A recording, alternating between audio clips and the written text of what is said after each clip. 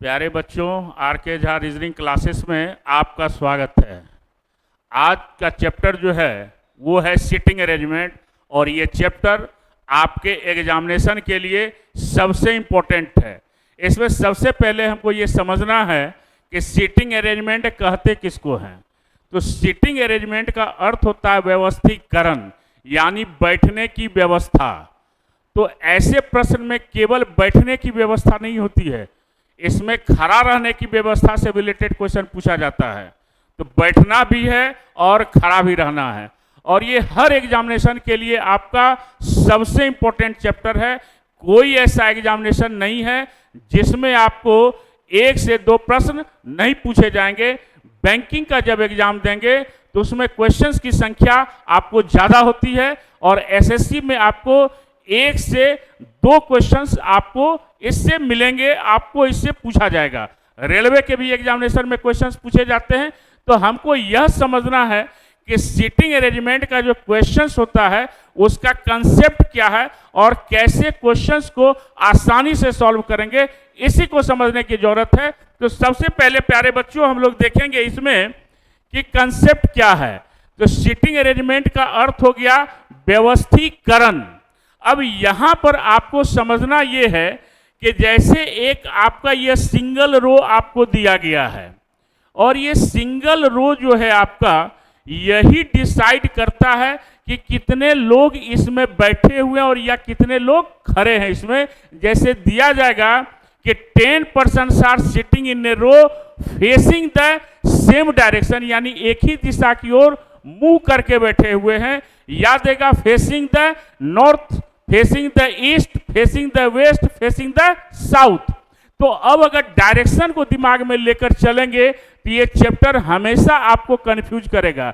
वैसे समझने के लिए हमको देखना है कि इसमें 2 डायरेक्शन जो दिया गया है वह आपका नॉर्थ और साउथ या ईस्ट और वेस्ट, यानी दोनों एक दूसरे का क्या है, अपोजिट है। आपका नॉर्थ में बैठा होगा तो साउथ को फेस करेगा, साउथ में जो व्यक्ति बैठा रहेगा वह नॉर्थ को फेस करेगा, ईस्ट में जो बैठेगा वह वेस्ट को फेस करेगा, और वेस्ट में जो बैठेगा वह ईस्ट को फेस करेगा। इसको दिमाग में रखना है।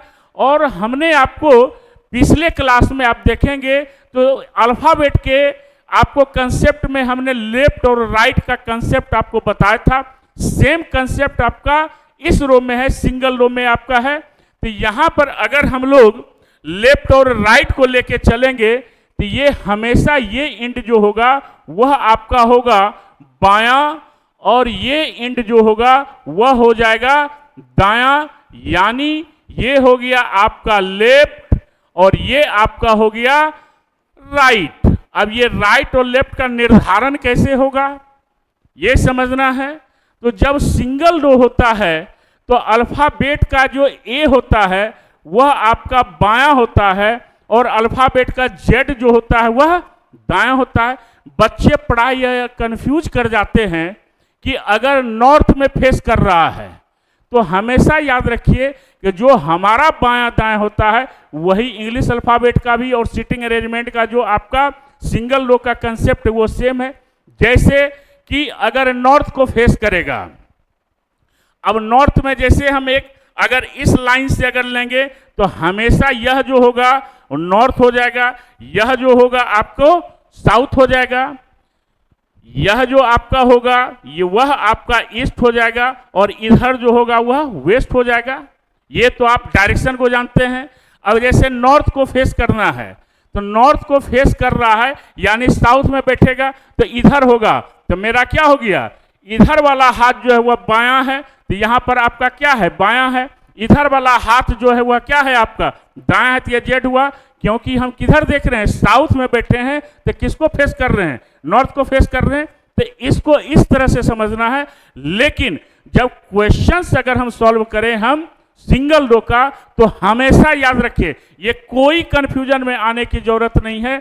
ये हमेशा लेफ्ट होगा और ये इंड हमेशा राइट होगा। यह कभी भी जीवन में चेंज नहीं हो सकता है, चाहे वह नॉर्थ फेस करे, चाहे वह साउथ फेस करे, चाहे वह ईस्ट फेस करे, चाहे वेस्ट फेस, किसी डायरेक्शन को अगर फेस कर रहा हो और सिंगल रो दिया हुआ हो तो हमेशा हम इस इंड को, इट मीन्स कि ए के तरफ वाले को हम बायां मानेंगे, लेफ्ट मानेंगे, और जेड वाले को हम क्या मानेंगे, हम दाएं मानेंगे। ये कभी चेंज हम करेंगे ही नहीं। अगर डायरेक्शन पर जाइएगा हमेशा आपका क्या होगा, कंफ्यूजन होगा। कभी साउथ मूव करने लगिएगा, कभी नॉर्थ, कभी ईस्ट, कभी वेस्ट, तो उसको याद नहीं रखना है।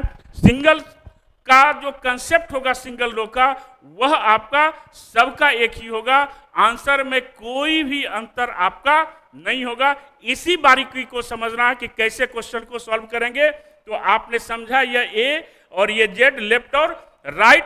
अगर मान लिया जाए आपका दिया हुआ है इस रो में कि इसको अगर हम लोग मान लें कि यह P है, Q है, R है, तो P हमेशा Q का क्या होगा, या लेफ्ट हो जाएगा बायां, और R Q का क्या हो जाएगा, ये हो जाएगा आपका दायां। यानी Q का दायां कौन हो गया, R हो गया, और Q का बायां कौन हो गया, P हो गया। इसको याद रखेंगे हम लोग सिंगल रो में। इससे ज्यादा आपको याद रखने की आवश्यकता नहीं है। हमेशा लेफ्ट और हमेशा राइट याद रखना है। अब जैसे क्वेश्चन आपको देता है कि 5 persons are sitting in a row facing the same direction, यानी 5 लोग एक कतार में बैठे हुए हैं और एक ही दिशा की ओर मुंह करके बैठे हैं। तो अब अगर मान लिया जाए हम एक कतार लिए यहां पर, ठीक है, और आपसे कहा कि B is second to the right of C, यानी B जो है वह C के सेकेंड राइट में है, यानी पहला और दूसरा। क्या हो गया, B is second right to C, B C के दाएं दूसरा है। तो जैसे ही कहा था पहला और दूसरा। अब कहा इसमें आपको कि A इज बिटवीन B और C। क्या कहा कि B यहां पर दिया हुआ है राइट में है, C आपका किधर है, लेफ्ट में है। अब कहा कि A is between B and C, तो डेफिनेटली यहां पर क्या होगा, A हो जाएगा। यानी राइट में B हो गया और लेफ्ट में आपका क्या हो गया, C हो गया। अब कहेगा D is second to the left of A, D जो है वह A के बाएं दूसरा है, तो A का बायां इधर हो गया, तो ये आपका क्या हो जाएगा, यहां पर आपका D हो जाएगा, पहला और दूसरा।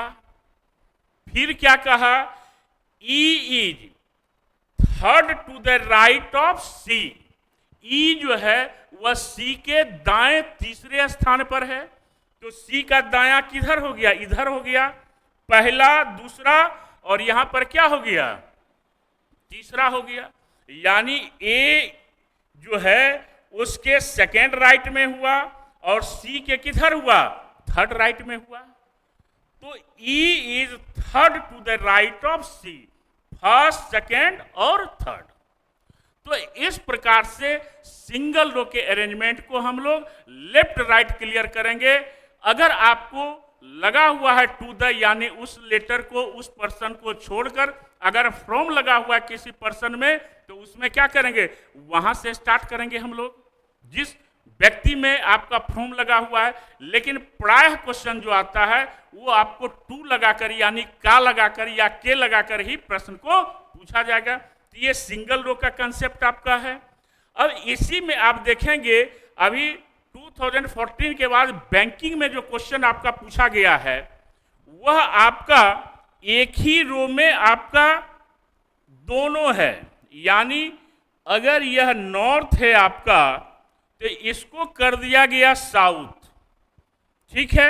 अब यहां पर जो किया गया है कि अगर यह ऊपर की ओर यानी नॉर्थ की ओर देख रहा है, इट मीन्स वह कहां बैठा हुआ है, साउथ में बैठा हुआ है, तभी वह नॉर्थ को फेस करेगा। तो हमेशा इसका जो राइट होगा वह इधर आपका राइट हो जाएगा और इधर जो होगा उसका क्या होगा, लेफ्ट होगा। क्लियर है। और जब साउथ रहेगा तो इधर इसका क्या हो जाएगा, लेफ्ट होगा, तो इसका इधर क्या होगा, राइट होगा।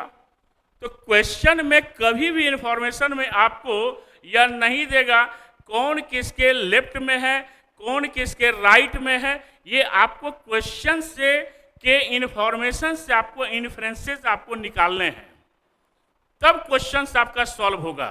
तो क्योंकि बहुत सारा इन्फॉर्मेशन जो होता है प्यारे बच्चों, वो मिक्स्ड इन्फॉर्मेशन होता है और उससे आपको इन्फ्रेंसेस निकाल के आपको ऐसे प्रश्न का आपको क्या करना होगा, आपको रिप्लाई करना होगा कि लेफ्ट और राइट जो है वह किसको लेकर, कौन नॉर्थ में फेस कर रहा है, कौन साउथ में फेस कर रहा है। जब भी देगा दो डायरेक्शन एक ही रो में एक साथ देगा, नॉर्थ साउथ देगा या फिर आपको ईस्ट और वेस्ट देगा, तो इसको हम लोग ध्यान में रखेंगे आपको, ठीक है। जो इसका राइट होगा वह साउथ वाले का लेफ्ट होगा, जो साउथ वाले का राइट होगा वह आपका नॉर्थ वाले का क्या होगा, लेफ्ट होगा। तो इसको हम लोग ध्यान में रख के क्वेश्चंस को क्या करेंगे, हम सॉल्व करेंगे। हम इसी प्रकार से अगर हम लोग डबल रो में अगर आएंगे हम लोग, तो डबल रो में हमेशा याद रखेंगे प्यारे बच्चों कि जब दो रो आमने सामने हो, दो व्यक्ति आमने सामने हो, या जो दो रो में बैठे हुए लोग हैं, जब दोनों रो के लोग आपस में एक दूसरे के विपरीत अवस्था में है यानी अपोजिट साइड हैं, तो हमेशा याद रखना है कि एक रो का लेफ्ट होगा तो दूसरे रो का सामने में क्या होगा, राइट होगा। जो मेरा लेफ्ट होगा वह सामने वाले का राइट होगा, जो उनका राइट होगा वह हमारा क्या होगा, लेफ्ट होगा, यानी एक दूसरे का अपोजिट होगा। अब इसको हम लोग ऐसे समझें कि अगर यहाँ पर आपको दिया हुआ है कि ये अगर लेफ्ट आपका मान रहे हैं तो सामने वाला क्या हो गया, राइट, और ये अगर आपका राइट है तो सामने वाला क्या हो गया, लेफ्ट हो गया। मान लिया जाए आप बैठे हुए हैं, आपका जो राइट होगा वह हमारा क्या हो जाएगा, लेफ्ट हो जाएगा, और आपका जो राइट होगा वह मेरा लेफ्ट, और आपका जो लेफ्ट होगा वह मेरा क्या हो जाएगा, राइट हो जाएगा। क्यों ऐसा होगा, क्योंकि हम और आप जो है वह एक दूसरे को क्या कर रहे हैं, फेस कर रहे हैं, यानी अपोजिट डायरेक्शन में है। तो इसको हम लोग को ध्यान में रखना है। और यहाँ पर प्यारे बच्चों इस बात का भी ध्यान में रखना है कि ये हमारे मानने पर है, किस रो का लेफ्ट और किस रो का राइट हम किस डायरेक्शन को मानकर चलें, लेकिन सिंगल रो में आपका क्या है, फिक्स है। अब यहाँ पर हम ऐसे चलें हम लोग कि यहाँ पर जो दिया हुआ है वो अगर इस प्रकार से दिया हुआ है कि दो रो आमने और सामने है, ये अगर आपका राइट है तो सामने वाला क्या हो गया, लेफ्ट हो गया, और ये अगर लेफ्ट है तो सामने वाला क्या हो गया, राइट हो गया। ये क्लियर है। अब यहाँ पर देखिए, जैसे अगर हम मान लिया जाए कि दो रो में बैठा हुआ है, अब दो रो में ऐसा बैठा हुआ है कि अगर यहाँ पर हम ए, बी और सी है और इसमें डी, ई, एफ है, क्लियर। अब इस डायरेक्शन को देखें हम लोग, सी जो है वह बी के इमीडिएट राइट में है, यानी सी जो है वह बी के तुरंत दाहिने, दोनों लैंग्वेज याद होता है, पूछा जाता है प्यारे बच्चों। इसको कहेगा C is to the immediate right of B, अगर यहाँ राइट इसके अनुसार चलेंगे तो, और यह भी कहेगा सी बी के तुरंत दाएं है, ठीक है, और यह भी कहेगा कि आपको सी बी के दाएं है, यानी इमीडिएट वर्ड भी अंग्रेजी में लगेगा और हिंदी में तुरंत वर्ड भी लगेगा, और यह नहीं भी लगेगा तो मीनिंग सेम होगा। अगर चेंज होगा तो कैसे चेंज होगा, C is second to the right of A, अगर ये लैंग्वेज है कि सी ए के दाएं दूसरा है तब आपका चेंज होगा, लेकिन इमीडिएट वर्ड हिंदी में तुरंत वर्ड अगर लगा रहेगा तो उसका मतलब ही होता है कि उसके जस्ट क्या है, राइट में है, यानी बगल में है। इसको हम लोग प्यारे बच्चों अच्छे से समझें। तो यहाँ पर जो है सी बी के राइट में है, यानी दाहिने है, लेकिन सेकेंड रो में क्या है, F is to the immediate left of E, लेकिन एफ जो है वह ई के क्या है, बाएं है, यानी इमीडिएट लेफ्ट है। तो पहला रो में राइट हो गया तो सेकेंड रो में क्या हो गया, लेफ्ट हो गया। इस रो का लेफ्ट इधर हुआ, A is to the immediate left of B, तो D is to the immediate right of E. A B के तुरंत बाएं है तो डी ई के तुरंत दाएं है। क्यों ऐसा हुआ? क्योंकि एक दूसरे को दोनों क्या कर रहे हैं? अपोजिट हैं। तो इस कंसेप्ट को हम लोग इस तरह से हम लोग समझ सकते हैं। तो प्यारे बच्चों, हमेशा याद रखना है कि जब भी क्वेश्चंस को बनाए हम तो लेफ्ट और राइट का कंसेप्ट जो है वह बिल्कुल क्लियर होना चाहिए, कहीं भी कंफ्यूजन नहीं होना चाहिए। ठीक है प्यारे बच्चों, अगला हम लोग देखते हैं। अब अगर आपका जो क्वेश्चन आता है वो आता है आपका क्या, कि अगर आपका सर्किल दिया हुआ है, आपका क्या है? सर्किल है, ध्यान में रखेंगे। और ये सर्किल जो है यह सेंटर की ओर फेस करता है। किधर फेस करता है? यह सेंटर की ओर फेस कर रहा है, यानी केंद्र की ओर फेस कर रहा है। इसको ध्यान से समझेंगे हम लोग। यह किधर फेस कर रहा है? केंद्र की ओर। दो लैंग्वेज होता है।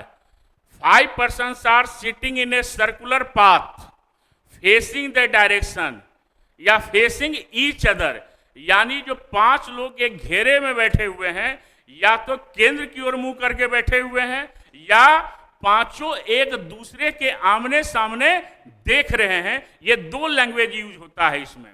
तो यहां पर हम लोग याद रखेंगे प्यारे बच्चों कि जब हम क्लॉकवाइज चलेंगे, हम क्या चलेंगे? हम क्लॉकवाइज, इसको कहेंगे हम क्लॉकवाइज डायरेक्शन। याद रखेंगे हम लोग, क्या कहेंगे हम लोग? Clockwise direction. और इधर से जब चलेंगे हम तो ये क्या कहलाएगा? Anti clockwise direction. आपको क्या हो जाएगा? Anti clockwise direction.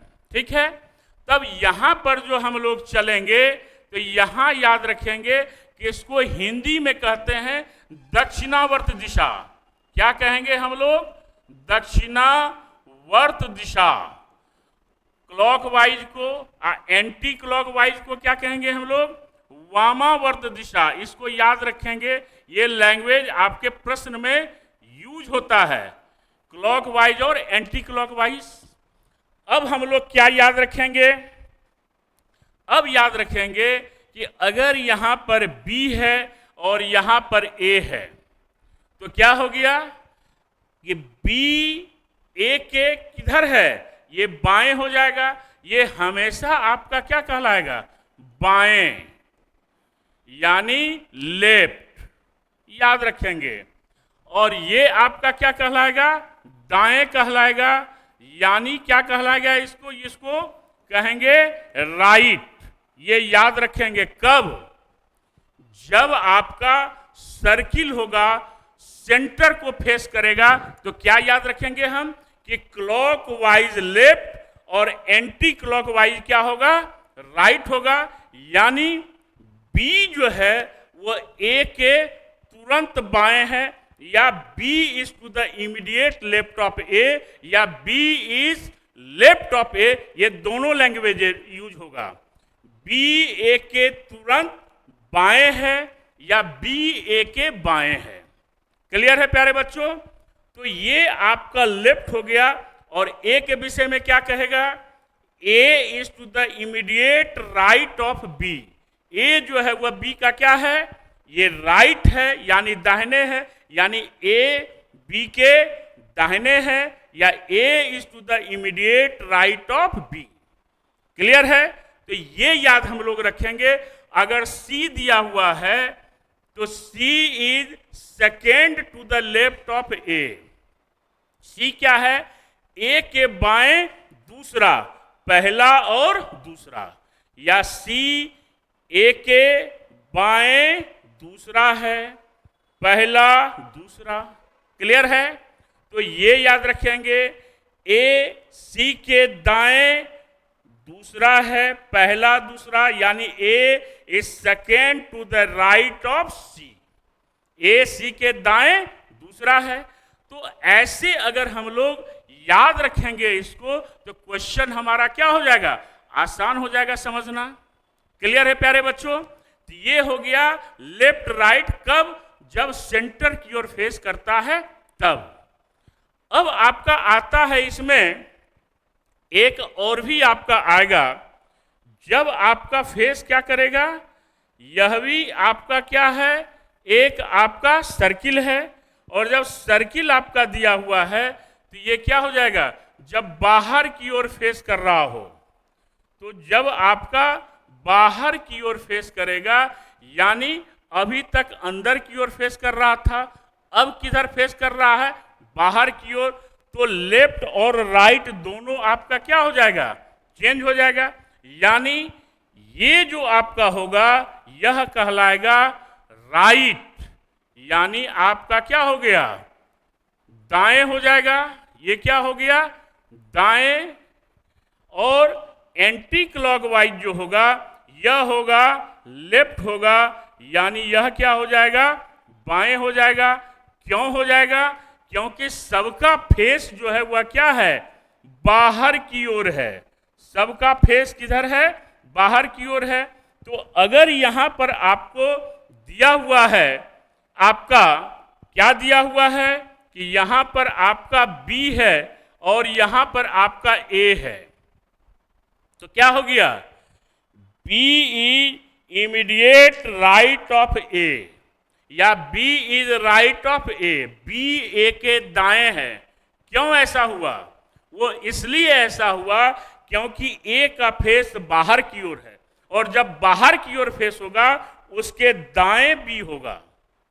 क्लियर है कि B जो है वो A के दाएं है, और यह क्या हो गया, A B के बाएं है।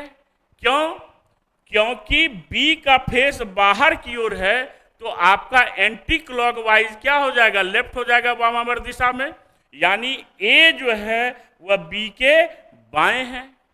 तो दोनों एक दूसरे का क्या होगा, इससे यह विपरीत हो जाएगा। एक अंदर की ओर फेस कर रहा है और दूसरा जो है वह बाहर की ओर फेस कर रहा है। तो इसको ध्यान में रख के हम लोग क्वेश्चन को सॉल्व करेंगे। क्लियर है। आगे आपका जो दिया गया है वह आपका एक और आता है, जो आपका क्या होगा, यह आपका रहेगा, ये जो आपका है यह भी आपका फेस जो होगा वह अंदर भी होगा और बाहर भी होगा। क्या होगा, अंदर भी होगा और बाहर भी होगा। अब इसका फेस किधर है, अंदर भी है, बाहर भी है, अंदर भी है और बाहर भी है। ठीक है, क्या हो गया। अब यहां पर देखिए कंसेप्ट क्या है आपका।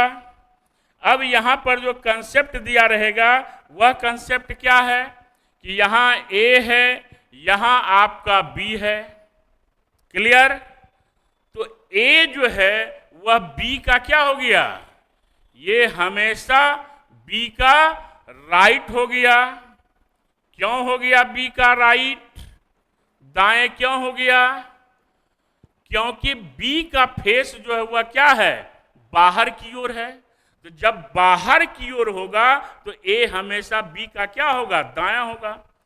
लेकिन आपको यह भी याद रखना है कि A का B किधर हो गया, यह भी आपका राइट हो गया, ये भी आपका दाएं हो गया। क्यों हो गया, क्योंकि A का फेस अंदर की ओर है, और जब अंदर की ओर होगा तो A का राइट भी आपका क्या हो जाएगा, B हो जाएगा। यानी दोनों एक दूसरे का क्या है, राइट है। लेकिन अगर C यहां पर है तो आपका क्या होगा कि A जो है वह C का क्या हो जाएगा, A C का हमेशा आपका क्या होगा, इसका यह लेफ्ट हो जाएगा, इसका यह क्या हो जाएगा, लेफ्ट हो जाएगा, यानी बाएं हो जाएगा। क्यों, क्योंकि C का फेस जो है वह क्या है, बाहर की ओर है, और जब बाहर की ओर होगा तो C का फेस के बाएं आपका क्या हो जाएगा, A हो जाएगा। लेकिन अगर C के विषय में पूछेगा तो A का यह क्या हो जाएगा, फिर यह आपका बाएं, यह भी आपका क्या हो जाएगा, बाएं हो जाएगा। क्यों, क्योंकि A का फेस अंदर की ओर है, और जब अंदर की ओर फेस हो तो A के बाएं कौन हो जाएगा, C हो जाएगा। तो इसको भी याद रखना है, यानी दोनों एक दूसरे का क्या है, बाएं है। तो इस कंसेप्ट को हम लोग हमेशा याद रखेंगे। दूसरा, कि हमारा अगर स्क्वायर टेबल भी अगर है आपका, तो स्क्वायर टेबल में भी हम लोग क्या करें, हम लोग याद रखेंगे कि अगर आपका कॉर्नर पर है यानी सेंटर की ओर है, तो हमेशा आपका क्या होगा, यह आपका लेफ्ट होगा और यह हमेशा आपका राइट होगा। लेकिन अगर बाहर की ओर फेस है आपका, जो ऐसा दिया हुआ है, तो यह क्या होगा, हमेशा आपका राइट होगा और ये हमेशा आपका लेफ्ट होगा। सेम कंसेप्ट है जो सर्कुलर पाथ का है। और क्वेश्चन अभी आपको सीरियल के एग्जामिनेशन में हो या रेलवे के एग्जामिनेशन में हो या बैंकिंग के एग्जामिनेशन में हो, ऐसे क्वेश्चन से आपकी मुलाकात हमेशा होती रहेगी जब भी सिटिंग अरेंजमेंट का क्वेश्चन आपसे पूछा जाएगा। अगर आपका हेक्सागोनल है, पेंटागोनल है, ऑक्टागोनल है, जो भी आपका है, जिसका अंदर की ओर फेस होगा, हमेशा याद रखना है प्यारे बच्चों, हमेशा क्लॉकवाइज लेफ्ट और एंटी क्लॉकवाइज राइट। तो ये अगर सेंटर की ओर है तो इसका क्या हो गया कि क्लॉकवाइज आपका लेफ्ट होगा और एंटी क्लॉकवाइज क्या हो गया, राइट हो गया। ये हमेशा ये सारे पॉइंट्स आपको क्या करने होंगे, याद रखने होंगे। तो ये चीज अगर आपको लेफ्ट और राइट का कंसेप्ट क्लियर है, तो इसमें आपका सिंगल रो, डबल रो, कभी कभी ट्रिपल रो भी पूछता है। तो क्वेश्चन में हम आपको डिस्कस करेंगे कि ट्रिपल रो का कंसेप्ट आपका क्या है। लेकिन अभी जो क्वेश्चन आपका पूछा जाता है single row, double row, circular path, एक आपको फेस जो होगा वह अंदर की ओर होगा या फेस बाहर की ओर होगा या दोनों एक साथ होगा। तो ऐसे क्वेश्चंस आपको पूछे जाते हैं। तो अगर हमारा बेसिक क्लियर है लेफ्ट और राइट, तो कोई भी क्वेश्चंस हम लोग क्या कर सकते हैं, बहुत आसानी से उसको सॉल्व कर सकते हैं। अब सिटिंग अरेंजमेंट में एक दो बात और हमको ध्यान में रखनी है कि क्वेश्चंस को सॉल्व कैसे करेंगे, कहां से क्वेश्चन को स्टार्ट हम करेंगे, इसको समझने की जरूरत है। तो सबसे पहले प्यारे बच्चों एक पॉइंट याद रखना है कि बहुत सारे सिटिंग अरेंजमेंट में आपको इंफॉर्मेशन दिए जाएंगे।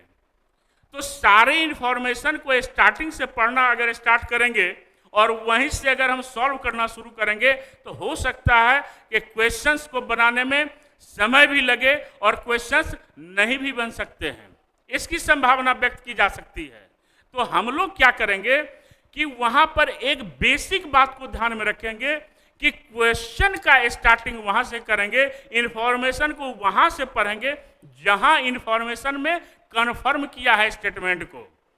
जैसे अगर आपको दिया रहे कि आपको, जैसे मैंने पिछले क्वेश्चन बताया कि D is between B and C, तो B और C आपको लेफ्ट भी हो सकता है और राइट भी हो सकता है। जैसे कहा कि D जो है वह B और C के मध्य में बैठा हुआ है, यानी D is between B and C। ये कंफर्म है कि लेफ्ट और राइट में B होगा या C होगा, ये क्लियर नहीं है।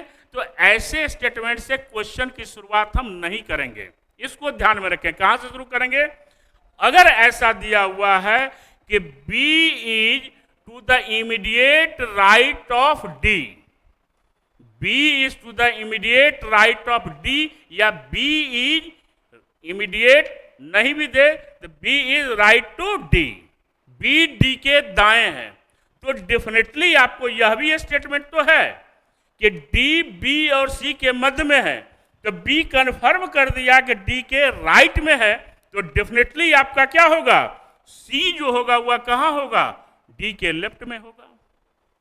इस पॉइंट को याद रखना है प्यारे बच्चों कि जहां इंफॉर्मेशन को लेफ्ट या राइट कंफर्म करे, क्वेश्चन का स्टार्टिंग हम क्या करेंगे, वहीं से करेंगे। पहला पॉइंट याद रखेंगे।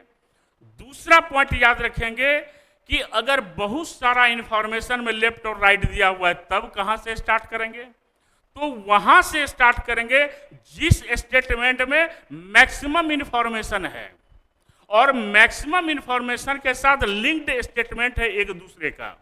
अब यहां पर बी डी सी है, अब सी से रिलेटेड दिया ई, कि ई जो है वह सी के दाएं तीसरे स्थान पर है, तो पहला दूसरा तीसरा यानी ई सी के किधर हो गया, दाहिने तीसरे स्थान पर हो गया, तो लिंक्ड स्टेटमेंट हुआ। तो लिंक्ड स्टेटमेंट को देखेंगे, पहला पॉइंट क्या प्यारे बच्चों याद रखेंगे, कन्फर्म स्टेटमेंट जहां पर लेफ्ट राइट हो। दूसरा याद रखेंगे कि मैक्सिमम इंफॉर्मेशन दिया हुआ हो, और मैक्सिमम इंफॉर्मेशन के साथ साथ लिंक्ड स्टेटमेंट हो, यानी एक दूसरे से जुड़ा हुआ स्टेटमेंट हो, वो इंफॉर्मेशन में आपको देखना होगा। और रीडिंग हैबिट जब तक बेहतर नहीं होगा, आप ऐसे प्रश्नों को बनाने में आपको परेशानी का सामना करना पड़ेगा। इसलिए प्यारे बच्चों, हमेशा आप रीडिंग हैबिट को आगे बढ़ाते रहिए। जब तक लैंग्वेज का आपको जानकारी नहीं होगी, लैंग्वेज को जब तक आप नहीं समझेंगे, भाषा पर आपकी पकड़ नहीं होगी, तब तक ऐसे क्वेश्चंस को बनाने में आपको काफी कठिनाई का सामना करना पड़ेगा। इसलिए प्यारे बच्चों, इसको ध्यान में रखना है कि क्वेश्चंस को हम रीडिंग हैबिट के द्वारा हम अगर रखेंगे तो बेहतर क्वेश्चन को हम सॉल्व कर सकते हैं। क्योंकि बहुत बड़े बड़े इंफॉर्मेशन आज के डेट में जो सिटिंग अरेंजमेंट का क्वेश्चन आता है, उसमें बहुत सारे इंफॉर्मेशन होते हैं, और उस इंफॉर्मेशन से आपको एक क्वेश्चन का आंसर आपको निकालना होता है। जिसके लिए जरूरी है कि आप पढ़ने की आदत आपको जो है वो बेहतर होनी चाहिए। तो इस प्रकार से हम 3 स्टेटमेंट को ध्यान में रखेंगे। और चौथा हम लोग कुछ कीवर्ड्स हैं, जैसे कि अगर ए और बी दो व्यक्ति हैं, ए और बी क्या है, दो व्यक्ति अगर हैं, तो बी जो हुआ ये सेकेंड पर्सन हुआ, और ए जो हुआ ये फर्स्ट पर्सन हुआ। अगर आपको हिंदी में जो वर्ड लिखा हुआ है, या जो की वर्ड लिखा हुआ है, या अंग्रेजी में हु लिखा हुआ है, या व्हिच वर्ड लिखा हुआ है, तो ये सेकेंड पर्सन के लिए आता है, यानी जो पड़ोस में होता है उसके लिए वर्ड यूज होता है। अगर आपका है लगा हुआ है, था लगा हुआ है, किंतु लगा हुआ है, परंतु लगा हुआ है, आपका लेकिन लगा हुआ है, तथा लगा हुआ है, या अन्य, तो ऐसे शब्द के लिए यानी इज, वाज, बट, एंड, तो ये सारे कीवर्ड्स जो है वो फर्स्ट पर्सन के लिए आता है। यानी जिस व्यक्ति का पहले नाम लेंगे उसके लिए एंड वर्ड का, इज वर्ड का आपको क्या होगा, यूज होगा, वाज वर्ड का। ये सब सारा वर्ड हम याद रखेंगे। हम क्लियर है प्यारे बच्चों, फंसता यहीं पर है। इस पॉइंट्स को हमेशा याद रखेंगे। जो बगल में होगा, नेबर में होगा, उसके लिए जो या जो की, हु या व्हिच, और फर्स्ट पर्सन के लिए इज है, वाज है, एंड है, बट है, था, लेकिन, और, किंतु, परंतु, तथा। ये सारे वर्ड्स जो हैं जो फर्स्ट पर्सन के लिए है उनके लिए यूज होगा। तो इतनी बात की अगर जानकारी होगी तो क्वेश्चंस हमारा बनाना जो है वह सॉल्व हो जाएगा। अब हम क्या करेंगे, एक एक क्वेश्चन को सिस्टमेटिकली, जो कंसेप्चुअल क्वेश्चन है उसको कैसे सॉल्व करेंगे, कैसे पढ़ेंगे, इसको हम बताने का प्रयास कर रहे हैं। तो प्यारे बच्चों, ज्यादा से ज्यादा लाइक कीजिए, शेयर कीजिए, और आप इस YouTube चैनल जो आर.के. झा रीजनिंग क्लासेस का है, इसको हमेशा आप आगे बढ़ाते रहे, ताकि आप भी आगे बढ़ें और चैनल भी आपका आगे बढ़ता रहे। क्योंकि ये आपका चैनल है, आपका है, और आपका जब है तो ये आपका प्यार और स्नेह होगा तो ये आगे बढ़ता चला जाएगा। तो आगे हम लोग क्वेश्चन की ओर चलते हैं। अब यहां पर एक क्वेश्चन आपका आया है कि 5 व्यक्ति ए, बी, सी, डी और ई आपके सामने मुंह करके एक पंक्ति में बैठे हुए हैं। यानी 5 persons A, B, C, D and E are sitting in a row facing you, यानी आपको फेस कर रहा है। यानी वह व्यक्ति अगर नॉर्थ में बैठा हुआ है तो साउथ वाले व्यक्ति को क्या कर रहा है, फेस कर रहा है, और अगर साउथ में बैठा हुआ है वह तो नॉर्थ को फेस कर रहा है, ईस्ट में बैठा हुआ है तो वेस्ट को, और वेस्ट में बैठा हुआ है तो ईस्ट को। क्लियर है प्यारे बच्चों? तो हमने आपको यहां पर बताया है कि आपको क्या करना है कि 5 व्यक्ति बैठा हुआ है। क्लियर? अब ये 5 व्यक्ति जो बैठा हुआ है, अब इसके कंसेप्ट को हम लोग देखेंगे कि कहां से क्वेश्चन की शुरुआत करेंगे। अब है कि डी सी के बाईं ओर है।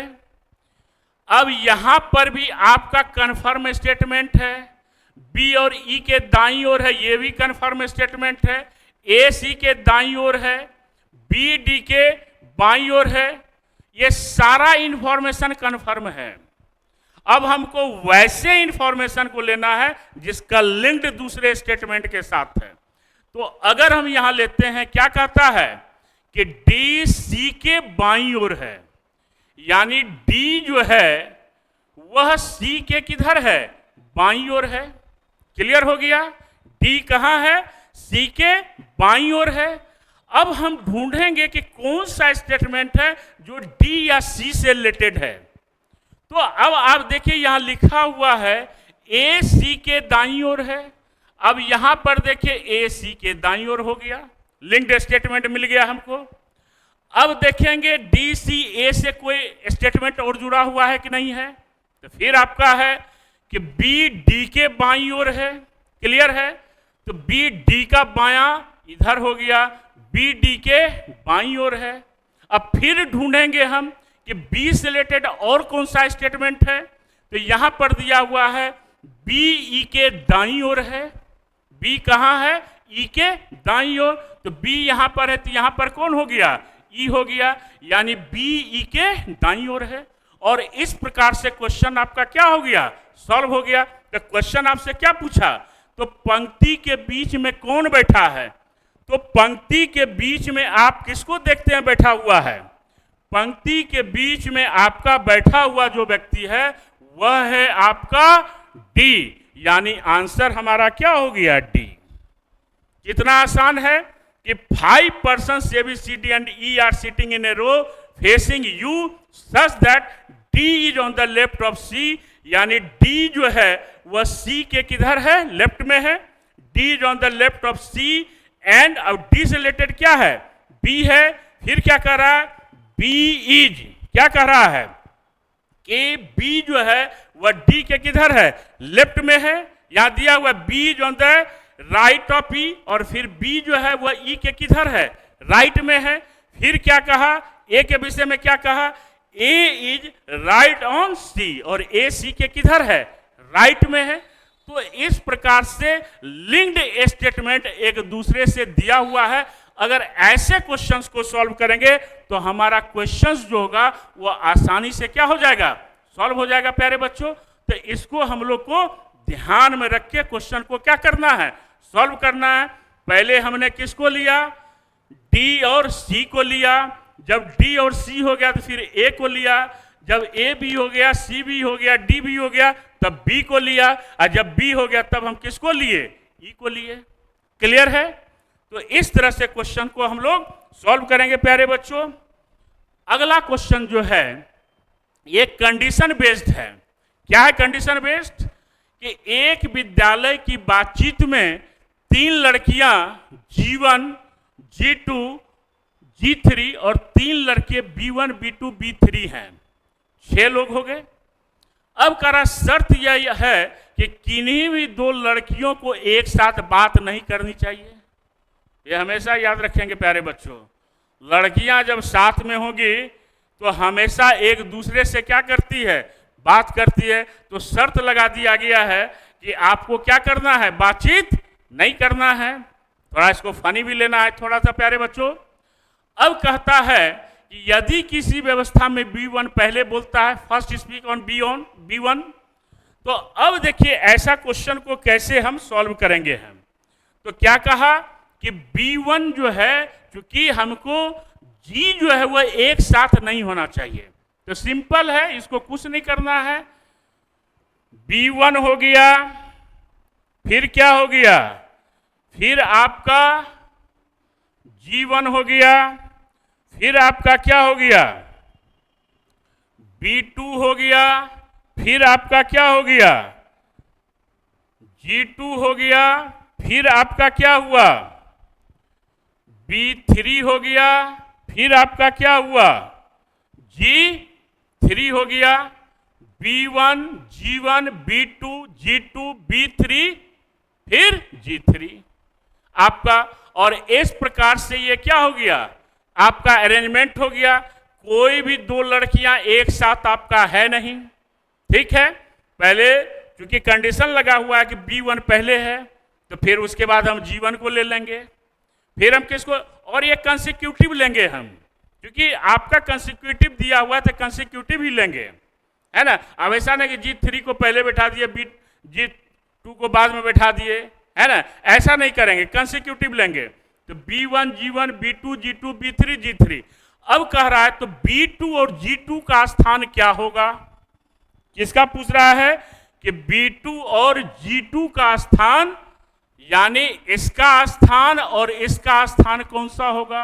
तो B2 का तीसरा है और G2 का चौथा स्थान है, यानी ऑप्शन नंबर क्या हो गया, बी हो गया। तो क्लियर है प्यारे बच्चों। तो ऐसे क्वेश्चंस को अगर सॉल्व करेंगे तो हमारा बहुत आसानी से क्या हो जाएगा, क्वेश्चन सॉल्व हो जाएगा। अब आगे हम देखते हैं।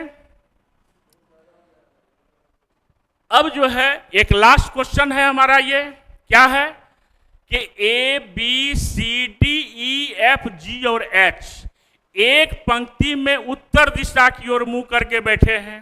8 persons are sitting in a row facing the north direction, north की ओर है, नॉर्थ में बैठेगा तो किसको फेस करेगा, साउथ को करेगा।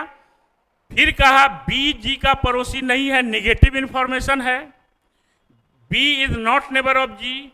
एफ जी के तुरंत दाएं और ई का पड़ोसी है। F is to the immediate right of G and neighbour of E. फिर कहा यह कन्फर्म स्टेटमेंट है, जी किसी के अंत में नहीं बैठा है, यह भी कन्फर्म आपका है, लेकिन इसको हम ले नहीं सकते क्योंकि लेफ्ट राइट है नहीं। G not and the extreme end, A E के बाएं छठा है, यह भी कन्फर्म है, A 6 to the left of P. H C के दाएं छठा है, यह भी कन्फर्म है कि H is 6 to the right of C. तो अब देखिए क्वेश्चन को मैक्सिमम इंफॉर्मेशन देखिए कहां दिया हुआ है, वो मैक्सिमम इंफॉर्मेशन आपको थर्ड में है। तो यहीं से क्वेश्चन का स्टार्ट करेंगे हम कि एफ जी के तुरंत दाएं है, तो हम क्या करेंगे, एफ जो है वह जी के तुरंत दाएं है, और क्या कर रहा है, और ई का पड़ोसी है।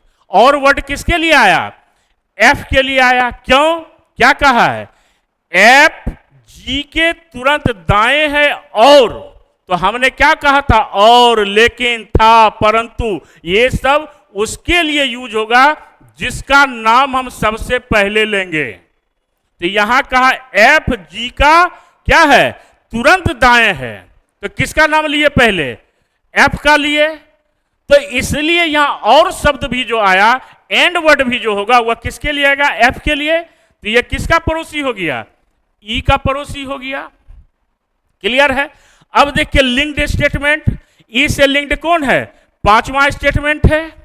ये पहला स्टेटमेंट हो गया और ये दूसरा स्टेटमेंट हो गया। क्या कहा, ए ई के बाएं छठा है, A is 6 to the left of E. अब ई का बाएं छठा यानी 1 2 3 4 5 और यहां पर क्या हो गया, 6 हो गया, ए हो गया।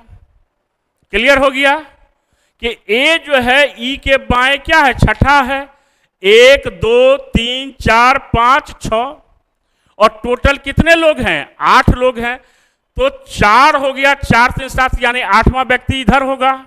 अब कहा, अब तीसरा स्टेटमेंट किसको लेंगे, इसको लेंगे हम कि एच सी के दाएं छठा है, तो इधर तो आएगा नहीं एच, जब भी एच होगा इधर होगा, चूंकि 8 ही लोग हैं। तो यहां पर हमने किसको लिया, एच को लिया, और यहां पर हमने किसको लिया, सी को, कि एच सी के दाएं छठा है, पहला दूसरा तीसरा चौथा पांचवा छठा हो गया। अब कहता है, अब किसको लेंगे हम, अब इसको लेंगे हम कि बी जी का पड़ोसी नहीं है।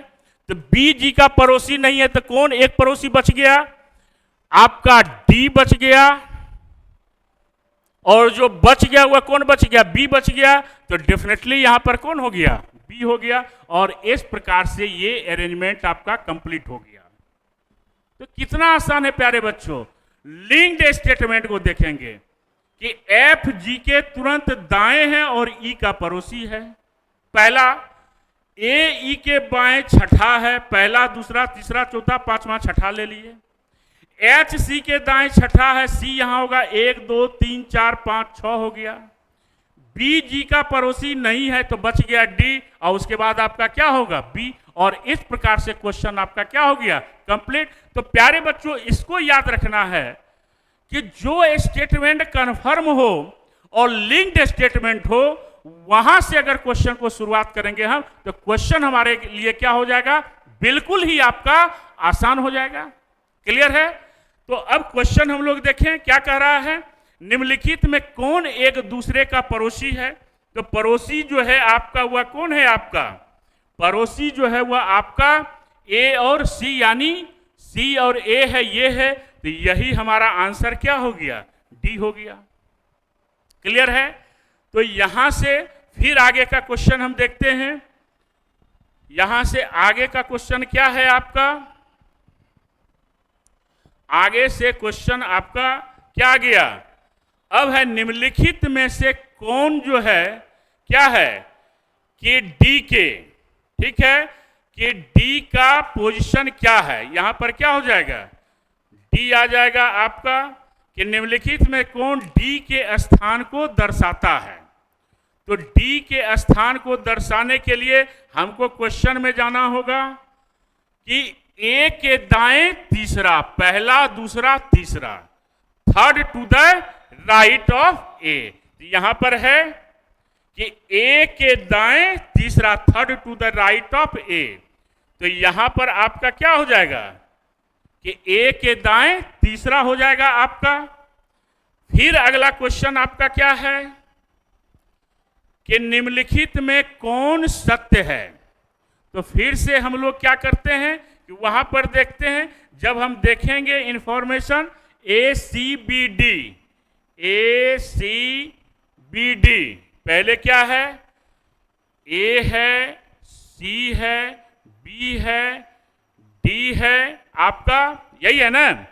इसको चेक कर लेते हैं हम लोग, ए सी बी डी, जी एफ ई एच, जी एफ ई एच क्या हो गया, जी एफ ई एच। अब समझने में आसानी होगी आपका, है ना। अब यहां देखिए क्या है कि निम्नलिखित में कौन सत्य है। सी ए के तुरंत बाएं है, ये बिल्कुल गलत है आपका। डी बी और एफ का पड़ोसी है, डी बी और एफ का पड़ोसी नहीं है। जी डी के तुरंत क्या है, बाएं है, जी डी का तुरंत बाएं नहीं है। ए और ई दोनों अंत में है, ये भी गलत है। तो क्या होगा, इनमें से कोई नहीं। तो इस प्रकार से प्यारे बच्चों हमारा क्वेश्चंस जो है वो इसका यहां पर इस क्वेश्चन का लास्ट था क्वेश्चन। अब आगे के क्लास में और भी हम आपको बताएंगे कि क्वेश्चंस जो होगा वो किस प्रकार का क्वेश्चंस होगा, और धीरे धीरे आपको सीटिंग अरेंजमेंट के क्वेश्चन का लेवल को क्या करते जाएंगे, हम बढ़ाते चले जाएंगे। तो आप लोग लगातार इसको लाइक कीजिए, शेयर कीजिए, और अपना प्यारा सा कमेंट्स आप आर के झा रीजनिंग क्लासेस को आप अपना प्यारा सा आप अपना कमेंट्स दें, ताकि हम और भी आगे आपको बेहतर क्वेश्चन से आपको मुलाकात करवा सकें। थैंक यू, जय हिंद।